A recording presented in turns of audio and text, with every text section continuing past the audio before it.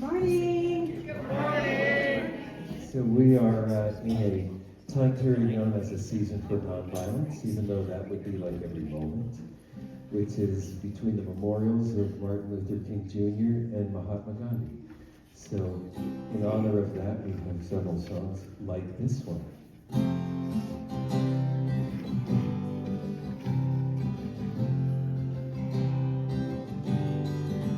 And one translation of Om Shanti, simply peace. Om Shanti Om. Om Shanti Om. Om Shanti Om. Om Shanti Om. Peace to my brothers, peace to my sisters, peace to the world and peace to my soul. Peace to my brothers, peace to my sisters, peace to the world and peace to my soul. Om Shanti Om. Om Shanti Om. Om Shanti Om. Om Shanti Om. Peace to my brothers, peace to my sisters, peace to the world, and peace to my soul. Peace to my brothers, peace to my sisters, peace to the world, and peace to my soul. Om Shanti Om. Om Shanti Om. Om Shanti Om. Om Shanti Om. Peace to my brothers, peace to my sisters, peace to the world and peace to my soul. Peace to my brothers, peace to my sisters, peace to the world and peace to my soul.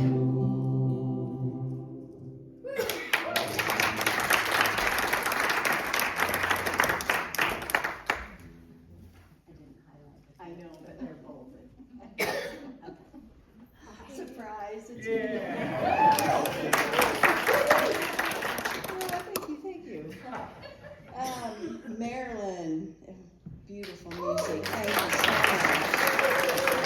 It's always a pleasure to hear you play. You play with such emotion. It's wonderful. Okay, let's see. We have this Wednesday film and discussion. And we also want to remind you of our annual business meeting, March 1st, following the service. We have talking stick review today with Jeffrey, and he's right back there. So if you want to make notes, there should be paper and pencil in the seat in front of you. Oh, and this is exciting. I think this is the first time announcement. Sunday, February 22nd, after the service, about 12:30, in honor of Black History Month, we will be showing the movie Harriet, about the life of Harriet Tubman. And I've heard it's a really good movie. I heard that. It is fantastic. Good. So I hope you all can stay. February 22nd, after service. All right. Ooh, that's exciting. Thank you, Brenda. All right, let's say our vision together after we take a deep breath. This center offers a path for awakening to the realization of oneness. Open hearts, inspired life, empowered love. Our spiritual community welcomes all people to embrace oneness as the truth of our being. Together we see a world of love, peace, and abundance for all.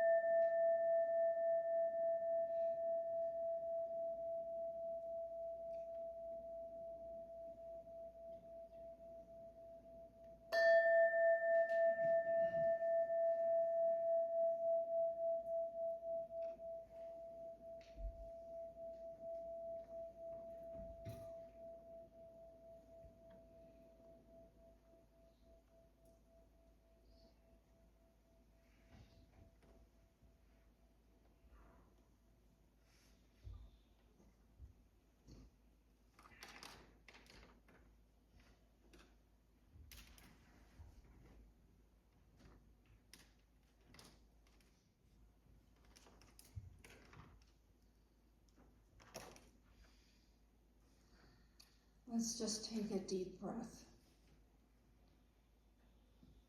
and just relax into that knowing, into that place where we feel so alive,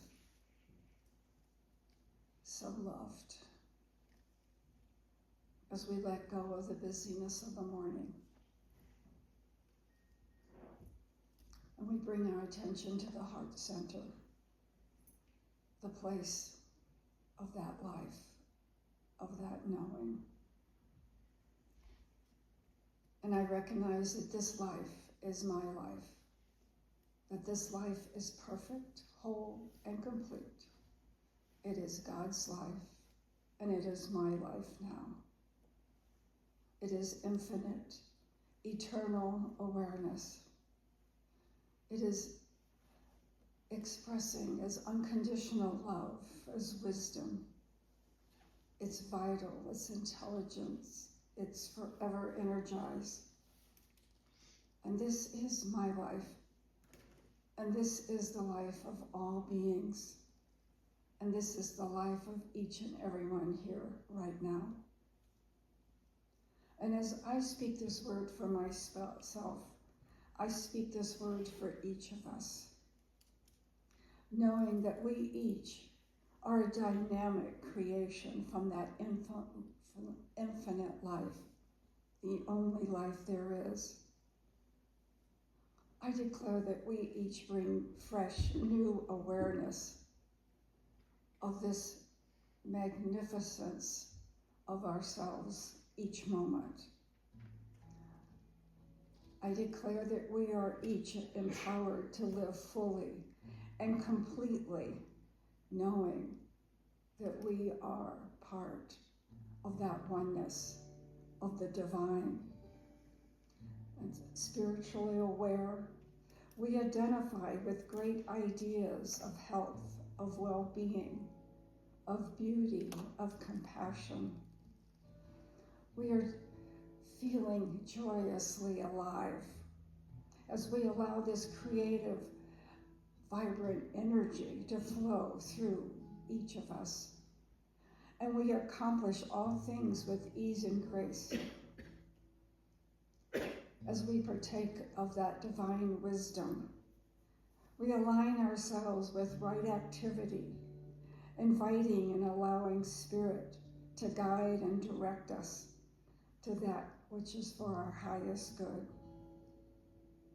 Our desires are met with that vibrancy of spirit. And we encounter each person with an expectation of happy connections, of loving connections, of peaceful connections. And that divine life flows through us in fresh and vital and new awareness each moment. And we live from this place with delight and youthful wisdom. We are at peace. We are creative. We are alive with that vibrancy of oneness. And as I turn to the prayer chest and the desires of your heart, I bless each one, knowing that they are enfolded in love, peace, ease, and comfort. Each is energized with divine wisdom and right activity, manifesting in health, in joy, in comfort, in compassion, and the abundance of life. Each life is made whole as that perfection is revealed in its magnificence. And I bless the volunteers today that give of their time and service. I bless the staff. I bless the music. I bless the message. For each is an avenue to a greater awareness, a greater unfolding of our divinity. And so I just give thanks for this truth of our being, for our spiritual unfolding, with gratitude to our aliveness and our awareness of our oneness with all of creation. For we are ever growing in awareness, in spirit. Releasing this word in joy and confidence. I know that this is already so in the mind of God. And so we join together and declare, and so it is.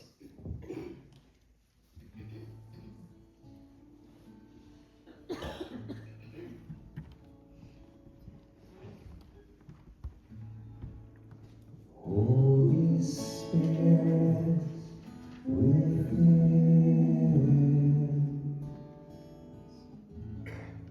help me to bloom into all that I am.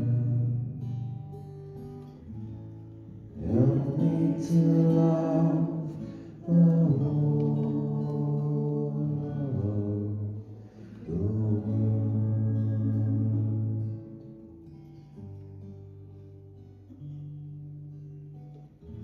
I ask for beauty in myself. I ask for beauty in the world. I ask for beauty in all of humanity.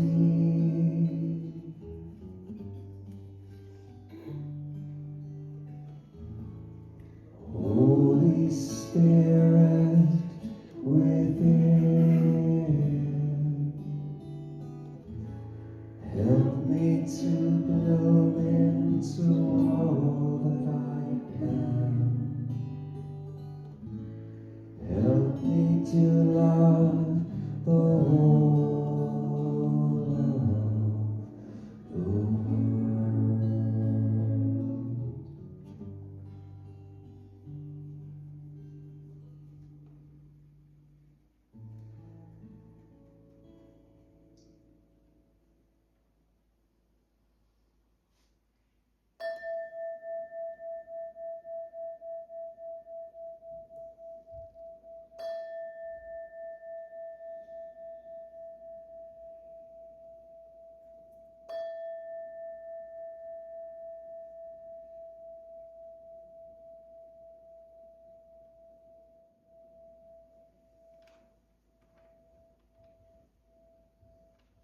Good morning. Good morning. I'd like to just remind you of the prayer chest against the wall down the stairs to the left. If there is something that you would like some affirmative prayer about this week, please put your concerns, your worries, anything that seems to be inhibiting a full living of your life into the prayer chest, and the practitioner will be doing affirmative prayer on your behalf this week. And this week, please put your request in before noon, because I must leave at noon no matter what. So please don't wait until after talking stick. All right, my quote this morning from Amit Ray: spirituality is not adopting more beliefs and assumptions, but uncovering the best in you. And from Ernest Holmes: there is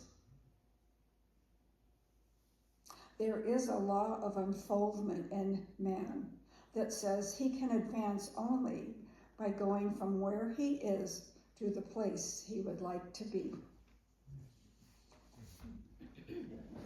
Good morning. Good morning. Good morning. Let's see. So I want to again remind us of what our 2026 focus for the whole year is, which is a love revelation. Let's say that bigger than that. A love revelation. Okay. An unveiling of love, a disclosure of truth. The Spirit of Truth is revealing the hidden wisdom of love to all who earnestly seek it.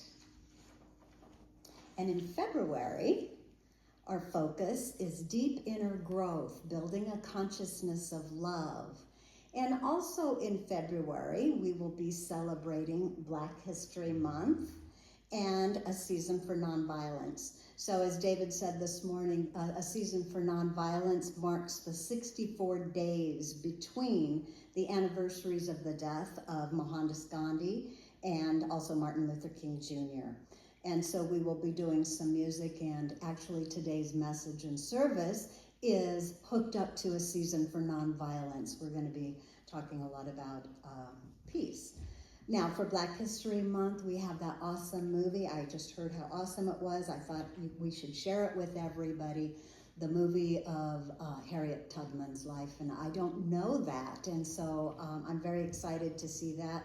We're going to play that on the 22nd of February after the service. Thanks to Drake.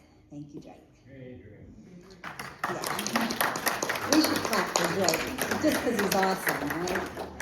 Okay. So, has anybody, I know actually, and I think Diane Wallstrom has been following the Monks Walk for Peace.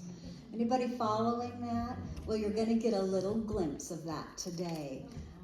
So their Walk for Peace is nearly 120-day, 2,300-mile pilgrimage by Buddhist monks, and they're starting from Fort Worth, Texas, and ending in Washington, D.C., and they're aimed at promoting national healing, unity, and compassion. The monks emphasize hope and harmony and aiming to raise awareness about these values across the whole United States. So to honor a season for nonviolence today, I would like to show a small snippet of the Walk for Peace. So this is just a 4-minute deal someone had put together about that. So join me in watching this first, and then we have another video for a message. So let's do this first. They started in Texas. There's 19 months. They were headed for Washington.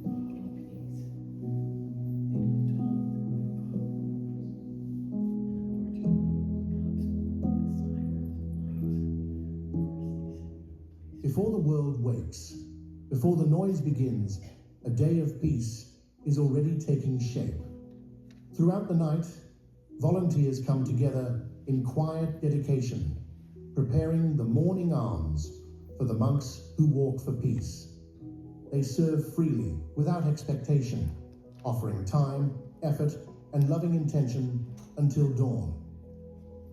In the Theravada Buddhist tradition, monks eat only twice a day. They do not eat at night. This simple discipline reminds us that peace begins with restraint, mindfulness, and gratitude. As the sky slowly lightens, people begin to arrive. From nearby towns and distant places, they gather to witness a sacred moment, the beginning of the day's peace walk.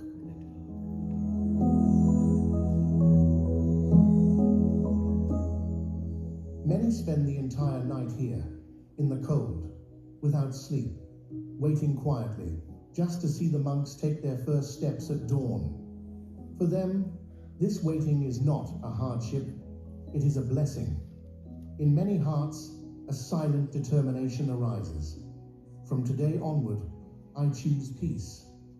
With flowers and offerings in their hands, children and elders stand together along the roadside, united by a shared wish for kindness, for harmony, for a peaceful world.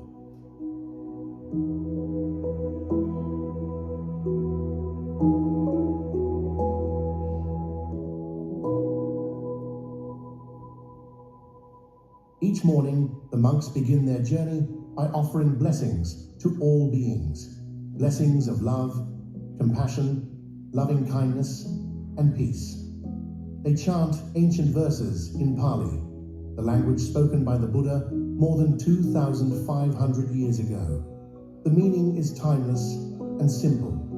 May all beings be well. May all beings be safe. May all beings live in peace.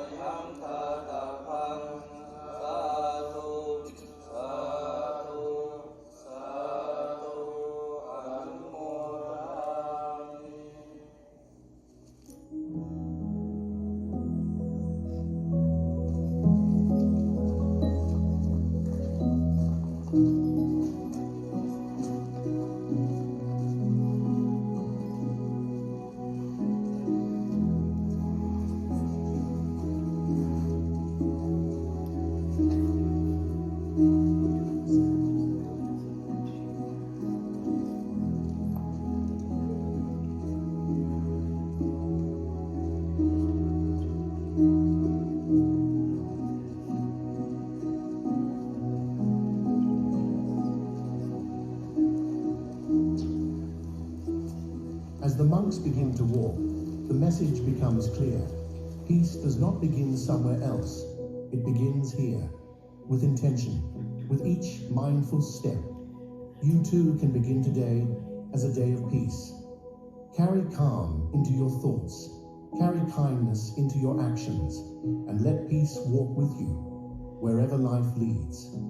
This is the message of the Peace Walk, a reminder that inner peace creates a peaceful world.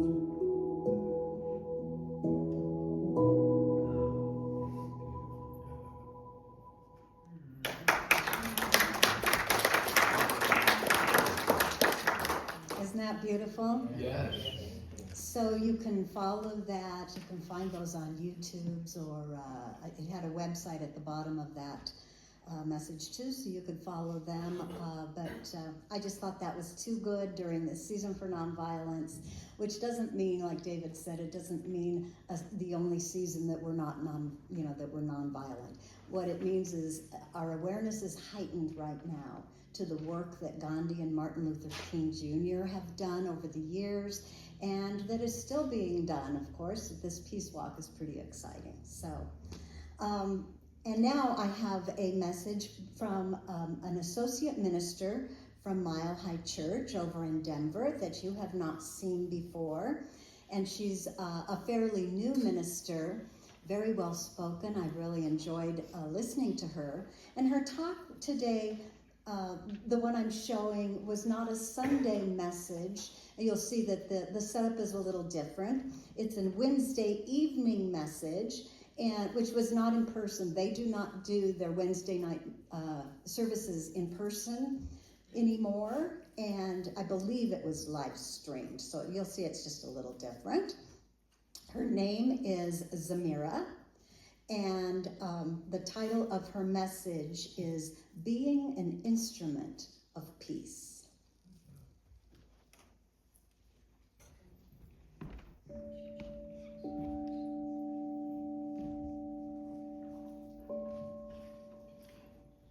So today I'd like to talk about the resonance of presence and being an instrument of peace. And we're going to look at the teachings from the mystic Saint Francis of Assisi. You know, just consider for a moment when you've walked into a room or into a space, or when maybe you've met someone new, and without even a single word exchanged between you, you can feel a certain resonance or a kindredness of spirit with someone or even with a place. Something in the atmosphere perhaps felt settled, felt alive, felt vibrationally good or kind or peaceful.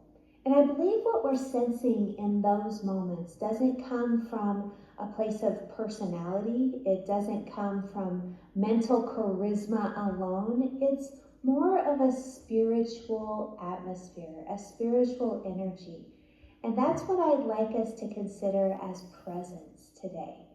It's something we can, I believe, cultivate through our spiritual practice. One of the great joys of my life has been to study the lives, the teachings, the writings of the mystics. And so when we say the word mystic, what comes to mind for you? What does it mean to be a mystic or to have a mystical experience? Mirabai Starr, in her book, Ordinary Mysticism, writes that mysticism, or a mystical experience, refers to having an experience of the sacred. And from that point of definition, then, every single one of us has the ability, has the power to experience mystical moments. You have the ability to be a mystic, because each of us has had an experience of the sacred at some moment in time. So I'd like you to consider for a moment when you've had an experience of what you would consider sacred. It's individual to each one of us. Perhaps it came when you stood in front of the ocean, or sat by a still lake, or held a newborn's hand, or listened to the birds chattering after the rain. Maybe it was a moment where you felt the divine, sensed the divine when you basked in the aroma of a bubbling pot of stew on your stove on a cold autumn day. Maybe it was during a time of prayer or a time of meditation, or when you sat in contemplation of a spiritual verse, or during a service or a pilgrimage abroad. When have you experienced that moment where you felt connected to everything and it filled all of your senses? And perhaps it even led to a sense that the divine was everywhere you looked, in every face, in every touch. Maybe you saw it in the very veins of your own hand. Though mystics throughout time have taught these ways to access God, to access spirit, to access a sense of all that is. And often it even goes beyond a definition of the divine. And so the awareness of these moments for those that we study that are mystics began to weave together to a more constant state of being, a more constant state of awareness. And that's what I think we can refer to as a deep sense of presence that was felt in the midst of them. The divine for them became not an abstract idea, but an actual lived reality, something that was embodied, practiced, and radiated out from them into the world. So mystics understood that spiritual communion, while often spontaneous, could be cultivated through practice and through contemplation, and eventually would become a felt sense, a presence that could be broadcasted, that just simply was broadcasted from them into the world around them. Often they were referred to as luminaries since they glowed with wisdom. They seemed to glow with divine grace, with compassion, with kindness, with love, with these qualities of the divine that were vibrationally felt when people were around them, or even other sentient beings, animals, such as in the case of St. Francis of Assisi and Kuan Yin. Animals would just come and sit beside them and bask in the vibrational energy that they were radiating, they were emanating.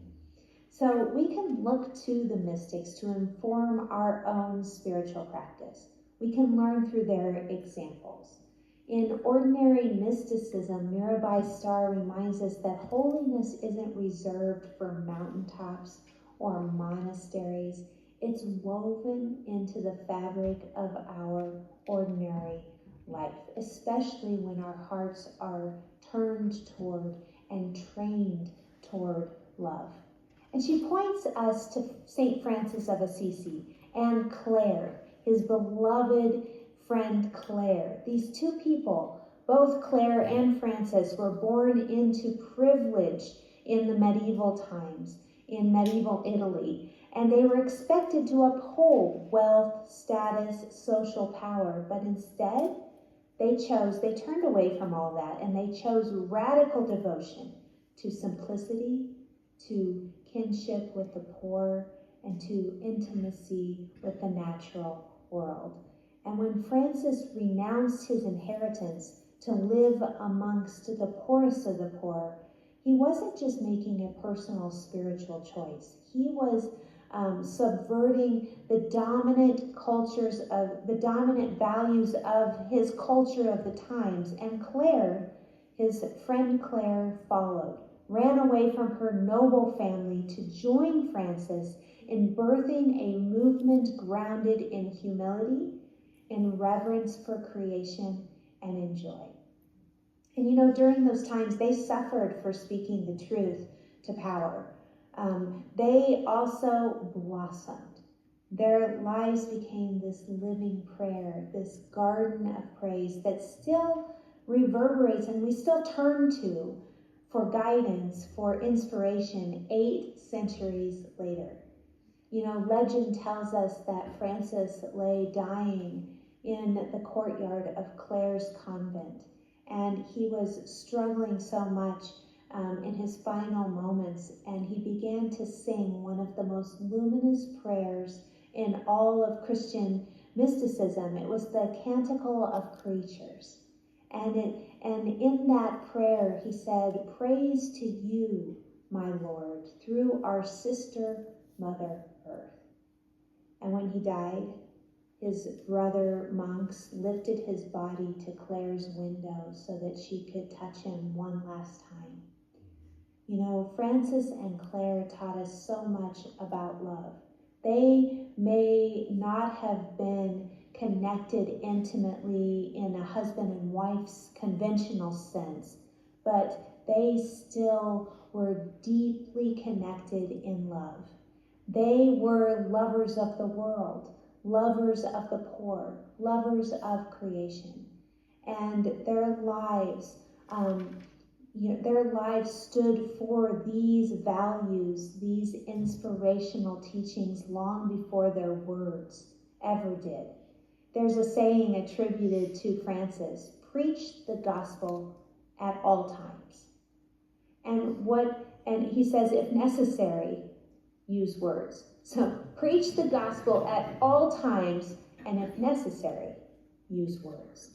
And what he was pointing to there is exactly what we're speaking about today, what we're looking at, is that the way our inner life shapes the energetic atmosphere that we carry into every room, into every conversation we have, into every moment.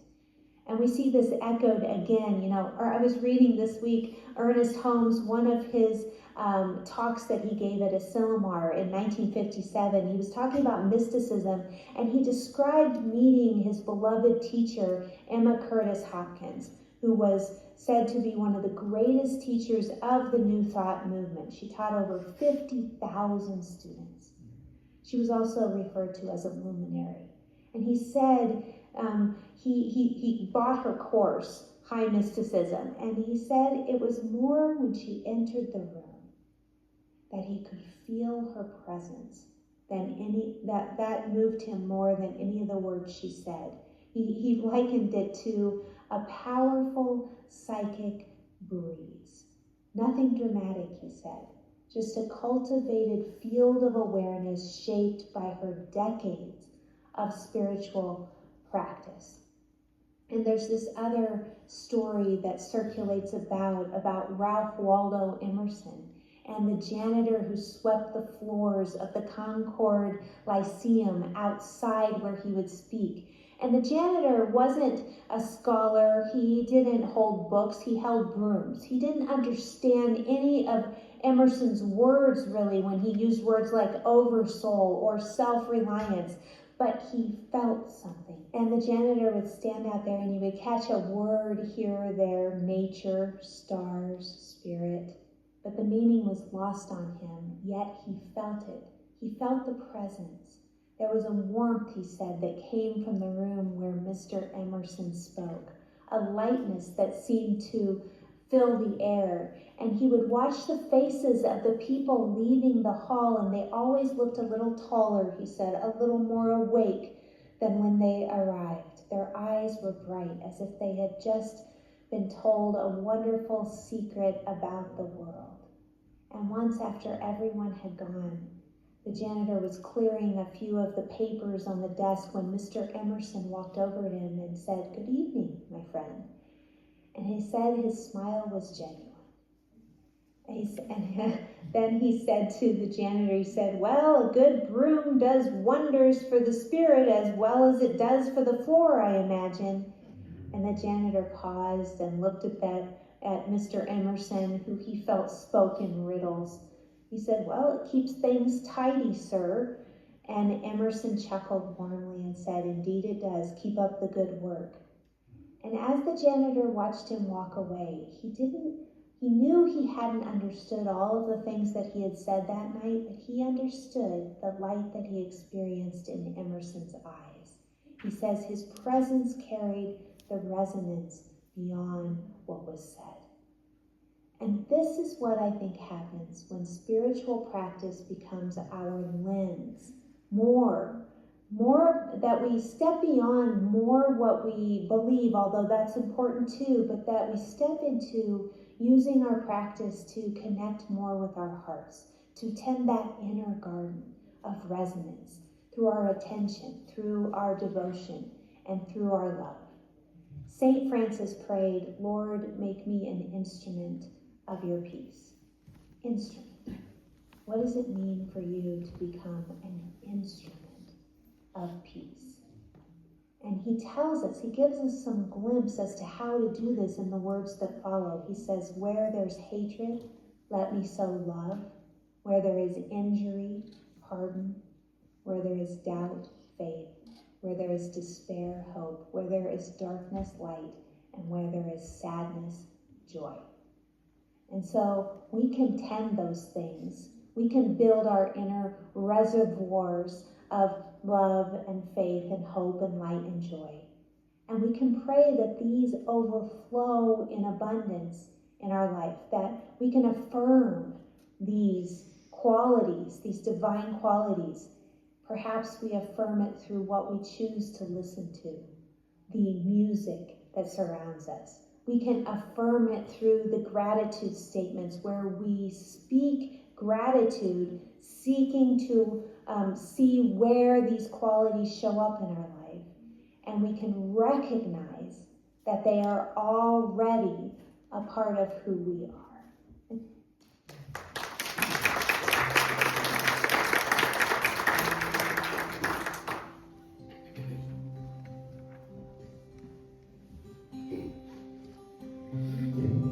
Channel of your peace.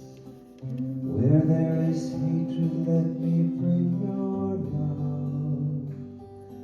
Where there is injury, your pardon, Lord. And where there's doubt, true faith in you. Make me a channel of your peace. Where there's despair in life, let me bring hope. Where there is darkness, only light. And where there's sadness, ever joy. Oh, Master, grant that I may never see so much to be consoled as to console, to be understood as to understand, to be loved as to love with all my soul. Make me a channel of your peace. It is in pardoning that we are pardoned, in giving of ourselves that we receive, and in dying that we're born to eternal life.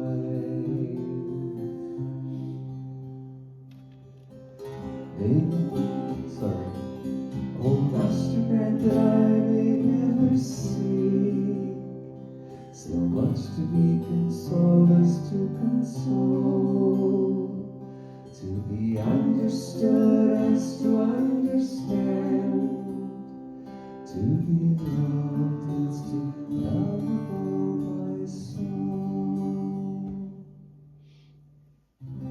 Make me a channel of your peace.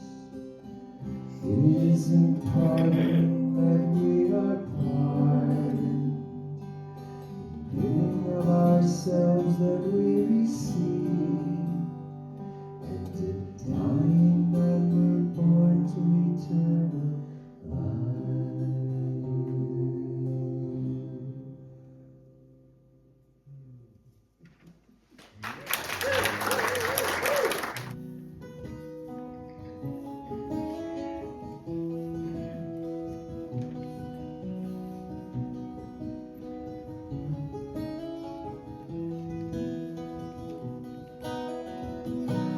God, you are every mountain. God, you are every ocean.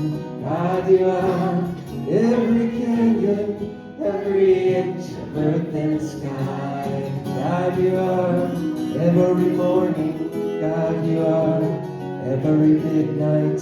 God, you are every moment, every second of my life. Everything I see, everything I do, everything I am is you. Everything above, everything below, everything I know is you. God, you are every sunrise. God, you are every moon glow. God, you are every star shine, every inch of earth and sky. God, you are every springtime. God, you are every snowfall. God, you are every season, every second of my life. Everything I see, everything I do, everything I am is you. Everything above, everything below, everything I know is you. 'Cause you are the very breath I breathe, and your perfect love created me. Everything I see, everything I do, everything I am is you. Everything above, everything below, everything I know is you. Everything I see, everything I do, everything I am is you. Everything above, everything below, everything I know is you. Everything I see, everything I do, everything I am is you. Everything above, everything below, everything I know is you.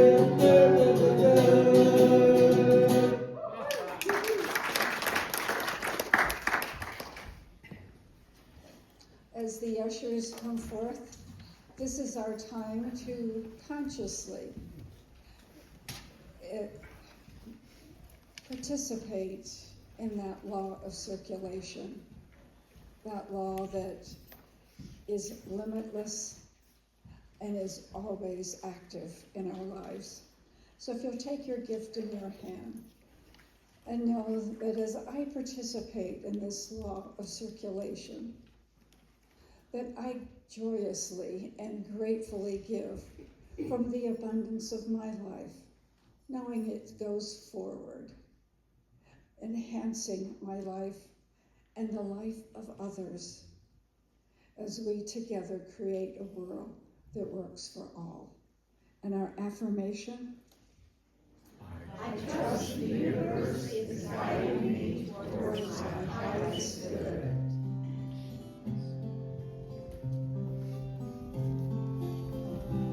Peace of my love, every corner, every bus stop, every home I visited.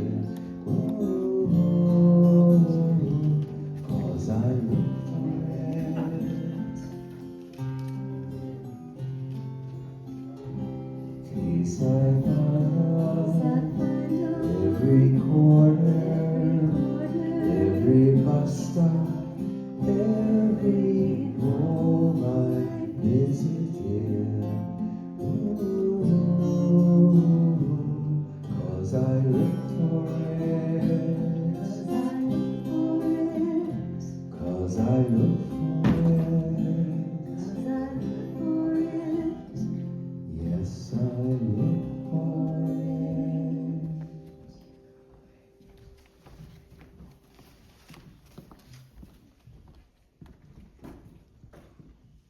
And these blessings are gratefully received as they go forward, multiplying, enhancing our life, our church, our world.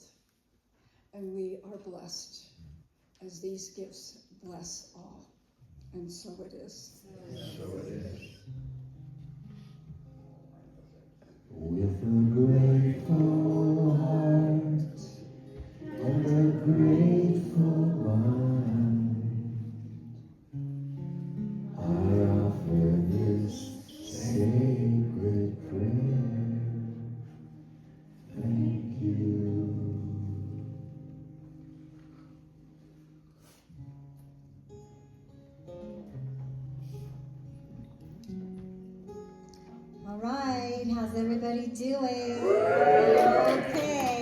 I think you should turn to somebody and say, I'm so glad you came today. Dave, I'm so glad you came today. Shannon, I'm so glad you came today.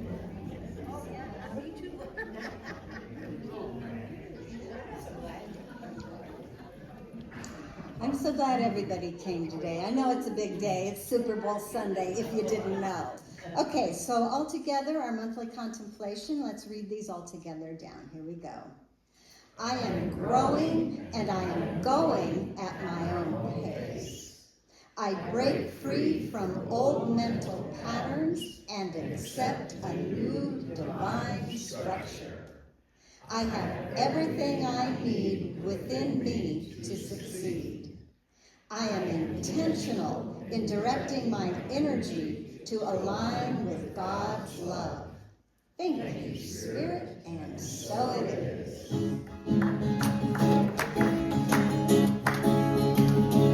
I release and I let go, and let the Spirit run my life. My heart is open wide, 'cause I'm only here